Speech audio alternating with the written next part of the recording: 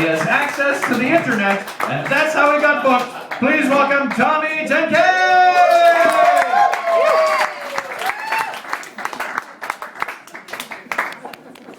How we all doing? Give it up for John Ham. Alright, so I'm new to Vancouver. I've only just discovered Displace, and first thing I can say is the food is pretty damn good. I had the El Supremo burger last week. Fantastic. By the end of it, I was covered in grease, feeling fat and sweaty, and covered in juices from another once-living organism. It was kind of like most of the sex I had. See, that joke would have been far better if you heard it coming from a woman, but let's be honest, who's ever heard of a woman coming? So. I probably shouldn't say that. I'm here with a girl I just started saying, whose idea of fun is coming to watch a man talk about his penis through a public PA system in front of strangers. But you'd think being a bachelor, as long as I have, might actually improve your 2-year level of bachelordom personal hygiene, but these underpants still say Tuesday. So my name's not actually Tommy Tenkay, my name's Thomas Smith. Mum and Dad might as well just name me generic white male. So I figured, you want people to find you on Facebook, Tom Smith. Have fun scrolling through 400 pages. Tommy Tenkay came, that was actually a nickname I was given from an old boss of mine who used to ask us just disgusting, vulgar hypotheticals on a day-to-day basis. For example, hey Tom, what would you rather do? Eat a banana out of Jennifer Aniston's vagina or a Snickers out of Jennifer Lawrence's butthole? To which I'd answer, neither. I'd rather hide under Scarlett Johansson's bed to smell a fart, because I'm not a creep. But Tommy Tenkay came when he asked me the morning hypothetical, okay, how much would it take you to suck a man's dick? To which I replied, $10,000? Which in a room, apparently we have one of the homophobic tradesmen in the room who said, oh, that's too low, faggot. I said 500,000, I said $1 million. To which I informed them, you're in the contracting industry, boys. You should know that the lowest bidder gets the job, so cash in all that holiday pay and I'll meet you behind the toilets at lunch. But yeah, that's when I got tormented to the point where I left my home country of Australia and moved to Canada. It's a great place, the nuts sometimes win. I was doing audio-visual stuff, so like setting up speakers, sound systems, things like that, a very ritzy hotel in Banff.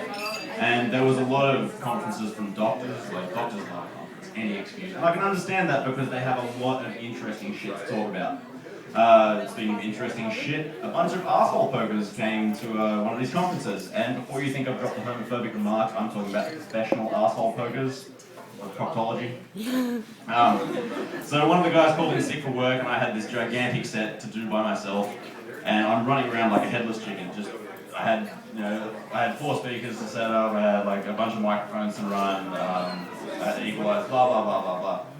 Anyway, I was so busy I forgot that I had a wireless microphone in my back pocket. When I ripped a fart, that'd make most people go, Jesus Christ, man, check your pants.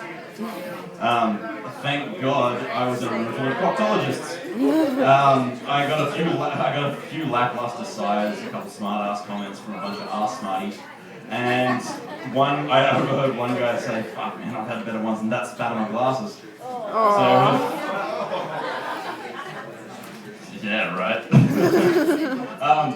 But no, my favorite conference I did for the medical profession was the radiologists. And god damn it, the things they find in people. Ranging from the prisoner who just wants a day out of the joint so he'll somehow manage to ingest a fork. The woman who slipped and fell in the shower onto her 1.5 litre bottle of Pantene Pro V. Yeah, right.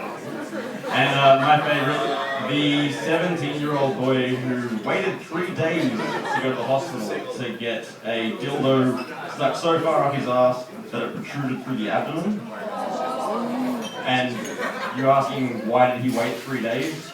He's like, and I quote, I had to wait for the battery to go out before I went anywhere. That's an interesting 3 days if you've ever heard it. Well, so whilst I was living in Banff, I had the displeasure, misfortune, whatever you want to call it, of sharing staff accommodation with a 30-year-old skinhead who had night terrors. And you don't know creepy until you've woken up to a really big, fat, scary skinhead having night terrors. Like, it was goddamn horrifying. But I really liked the guy. He had a heart of gold. He was lovely. But my problem with him was he never, ever did his share of the groceries. Like, you know, he never bought toilet paper, which really gave me the shits. And I thought, you know what, I'm going to teach him a lesson. I'm going to enter into the most dangerous game of chicken there is. Toilet paper chicken. I hope that some of that bitch has like a couple spare pairs of socks in around the bathroom like me, otherwise he is going to lose. I said that in the past tense, but he actually lost that game. He didn't realise that I had hidden socks, and it was an interesting game when I didn't answer his calls when I knew he was calling for. I've just been getting the light, so I'll just finish off with one more. About living with Graham the skinhead. We used to have a wall-mounted plasma screen television, and we never got the apartment to ourselves. The rare occasion that you did, you cherished it. You just chill out, watch TV, it'd be great. And so I had one of these rare occasions where I had the place to myself, the TV went out, and I thought, oh, fuck, on my day off, like flicking through the channels, and the TV didn't properly die, right? The screen went dead, but for some reason audio still worked. So I'm just being a 3 p.m. like serial eater that I am, I sat there and kept watching it. So I found what sounded like some weird violent fetish porno. Just by luck, as the TV goes out, I got the place myself, I might as well make the most of it, and started to rub one out. So, at which point, Graham comes home drunk, so violently slamming the door that it shakes the television on the wall and miraculously brings the screen back to life. And that's when I learned two things. If your electronics don't work, give them a good old smack, I'll come back to life. And I could also rub one out to the US Women's Tennis Open. Cheers, guys.